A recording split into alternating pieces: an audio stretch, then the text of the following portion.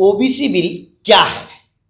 हालांकि OBC bill अभी लोकसभा में पास हो गया है और इस बिल के पास होते वक्त एक बड़ा ही दिलचस्प वाकया ये हुआ कि इस बिल के विरोध में एक भी वोट नहीं पड़े।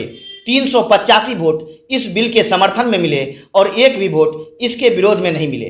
तो इसका अर्थ ये हुआ कि जितनी भी पार्टियां हैं सभी पार्टियां इस बिल के समर्थन में खड़ी है। लेकिन अब बात यह है कि इस बिल में आखिर है क्या, किसको फायदा होगा इस बिल के पास होने से। तो इसको हम एक लाइन में आपको समझाने का प्रयास करते हैं और आप लोग बहुत ही आसानी से इस बिल को समझ जाएंगे।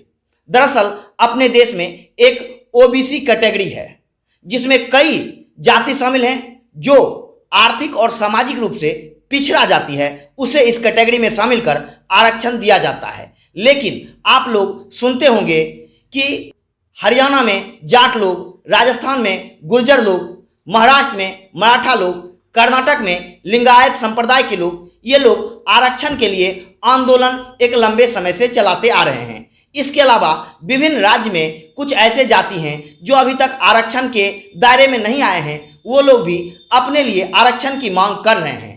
तो यहाँ पर यही समझना है कि अभी तक ओबीसी में जिन जाति को शामिल किया गया था उनमें ओबीसी कैटेगरी के अंतर्गत उन्हें आरक्षण मिल रहा था। लेकिन यहीं पर दिक्कत होती थी कि ओबीसी कैटेगरी में कौन सा जाति शामिल होगा और कौन सा जाति ओबीसी कैटेगरी से बाहर होंगे, यह निर्णय केंद्र सरकार करती थी। यानी ओबीसी के लिस्ट में किस जाति को रखना है और किस जाति को बाहर करना है, यह निर्णय सेंट्रल गवर्नमेंट करती थी। लेकिन इस बिल के पास हो जाने के बाद अब राज्य सरकारों को यह अधिकार मिल जाएगा कि अब वो भी ओबीसी की लिस्ट में अपने हिसाब से सामाजिक और आर्थिक रूप से पिछड़े जाति के लोगों को इसमें शामिल कर लें और ओबीसी की लिस्ट में जो जाति शामिल होंगे उन्हें ओबीसी वर्ग के अंतर्गत आने वाले आरक्षण का लाभ मिल जाएगा।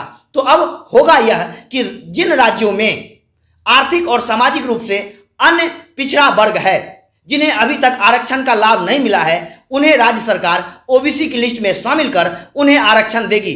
तो इसके तहत यह होगा कि महाराष्ट्र में मराठा, कर्नाटक में लिंगायत संप्रदाय, राजस्थान में गुज्जर, हरियाणा में जाट, इन लोगों के आरक्षण का रास्ता साफ हो गया है।